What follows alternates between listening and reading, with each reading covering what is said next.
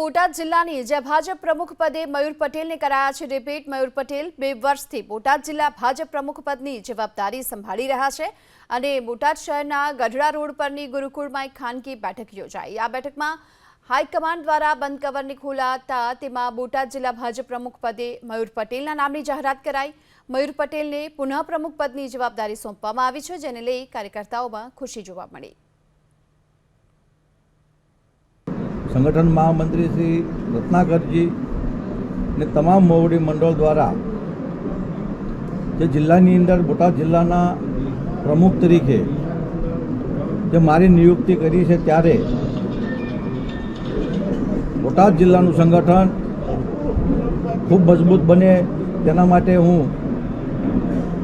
संपूर्ण रीते प्रयास करीश ने पार्टी साथे वफादारी साथे बोटाद जिल्लाનું સંગઠન મજબૂત થાય તેવા પ્રયત્નો કરી।